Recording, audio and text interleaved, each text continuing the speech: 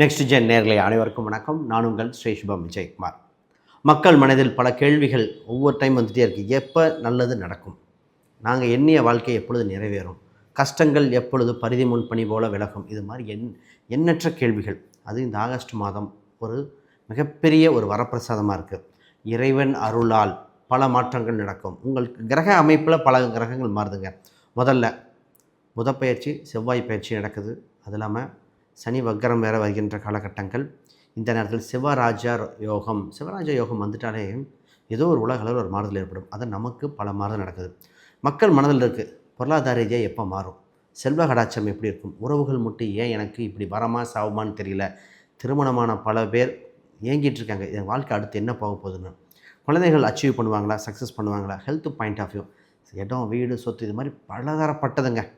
இதில் என்ன மாற்றம் நடக்கும்னு பார்த்துருவோம். குறிப்பாக இந்த நேரத்தில் பார்த்திங்கன்னா, ஃபஸ்ட்டு ஆடி அமாவாசை வேறு இந்த ஆகஸ்ட் மாதத்தில் வருது. முன்னோர்கள்டிருந்து பல விஷயங்கள் தற்காத்துக்க வாய்ப்பு.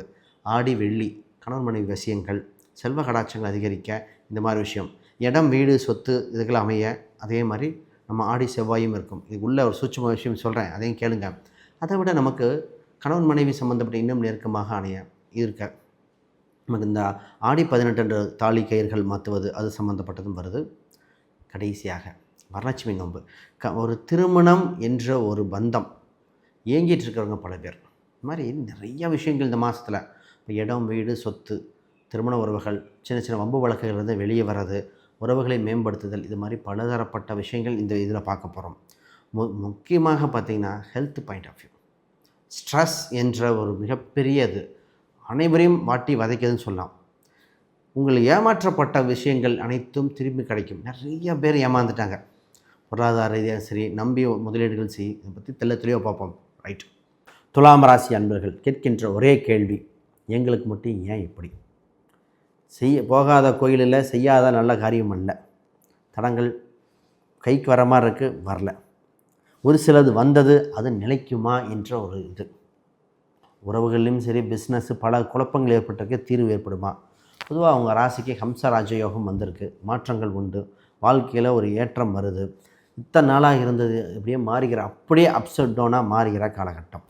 அப்போ ரொம்ப வளர்ச்சி இருந்தால் அது இன்னும் டெவலப் பண்ணுறதுக்கும், மைனஸ் இருந்தால் ப்ளஸ்ஸாக மாற்றுற காலகட்டம்ங்க.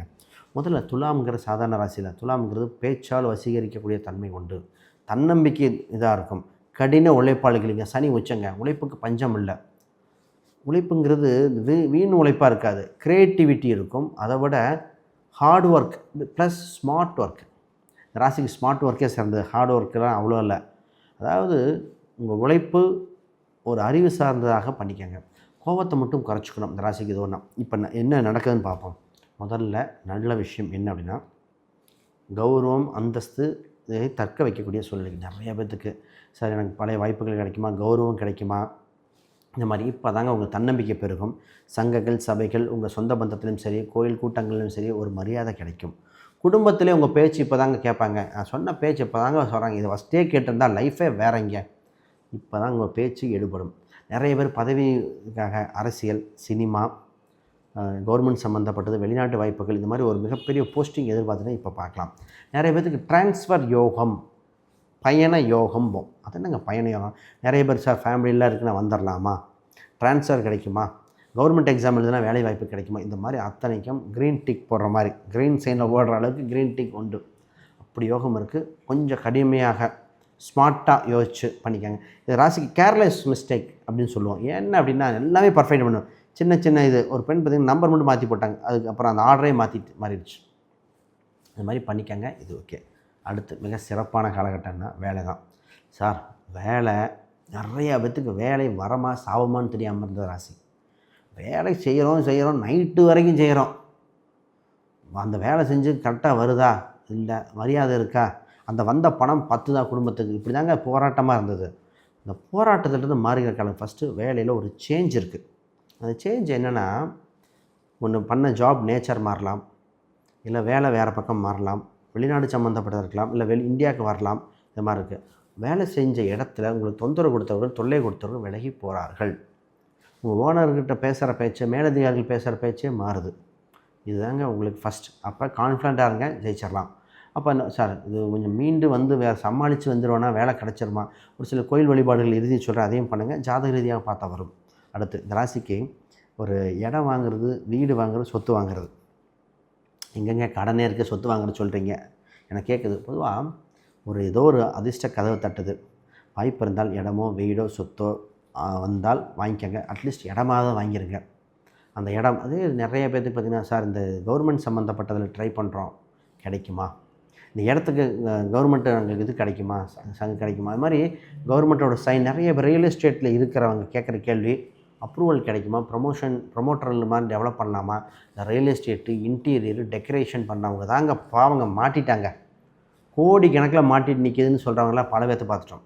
அதே மாதிரி இந்த டிரான்ஸ்போர்ட் சம்மந்தப்பட்டது சார் மாறி மாறி ஓட்டி காசை கொடுத்து எங்களுக்கு ஒன்றுமே இல்லைங்க, மக்கள்கிட்ட திட்டு வாங்கினது மட்டும்தான் மிச்சம்னு சொல்கிற ராசி இது. இந்த மாதிரி இருக்குது. அவ்வளோ சம்பாதிச்சோம் கையில் நிற்க. இப்போ தான் அத்தனைக்கு செஞ்சால் உங்கள் வண்டி வாகனங்கள் மூலம் ஆதாயமாகும். டிரான்ஸ்போர்ட்டு ரியல் எஸ்டேட் யோகமாக வருது. புது பிஸ்னஸ்க்கு புது இன்வெஸ்ட்மெண்ட் பண்ணி டெவலப் பண்ண வேண்டிய சூழ்நிலை. இடம் வீடு சொத்து பிளான் பண்ணுறவங்களுக்கு நல்ல காலமாக இருக்குது. பிளான் பண்ணுங்கள். ஆக மொத்தம் உண்டு. இந்த ராசிக்கு திருமணம் இருக்கா இல்லையா அப்படிங்கிறப்போ திருமணம் சம்மந்தப்பட்ட பேச்சுவார்த்தை இந்த மாதம் அளவாக இருக்குது. என்னங்க இப்படி சொல்கிறீங்க சார்? இருக்க ரியாலிட்டி சொல்கிறேன்.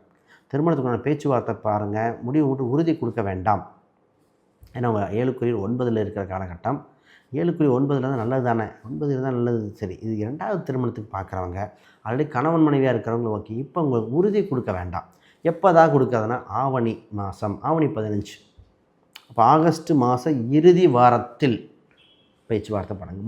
முதல்லாம் என்னன்னு கேட்டால் உறுதி எடுக்க வேண்டிய கடைசி இறுதி வாரம் தான்.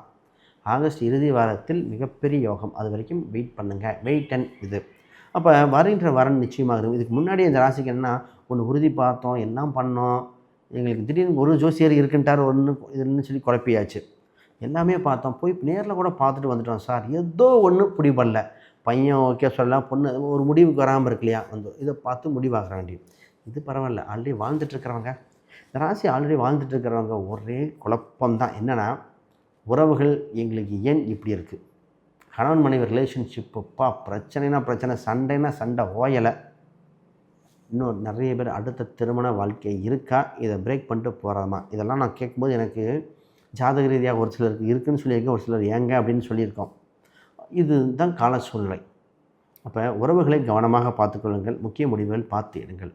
குழந்தை இல்லாதவங்களுக்கு குழந்தைக்கு முயற்சி பண்ணுங்கள். நிறைய பேருக்கு குழந்தைக்கு பிளான் பண்ணி மருத்துவ செலவு, விரைய செலவுகள், இப்போ தான் அந்த குழந்தைக்குண்டான பிளான் பண்ணி ஒரு இம்ப்ரூவ்மெண்ட் ஆகிற மாதிரி இருக்குங்க.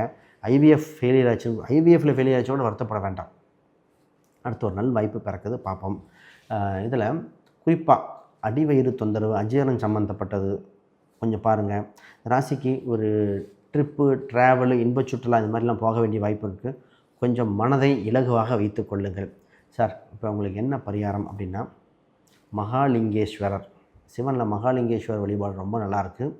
குரு பகவானை கும்பிட்டாலே மாறும். குரு பகவானுக்கும் சூரியனுக்கும் குரு பகவானை கும்பிட்டு பாருங்கள். வியாழக்கிழமை தோறும் குரு பகவான் தட்சிணாமூர்த்தி வழிபாடு செய்யும்போது திவ்யமாக இருக்கும். பல தடைகளுக்கு விடையாக கொடுக்குற காலகட்டமாக இருக்குது. வேறு கேள்விகள் சந்தேகம்னா கீழே கமெண்ட் பண்ணுங்கள். அனைவருக்கும் வணக்கம், வாழ்த்துக்கள்.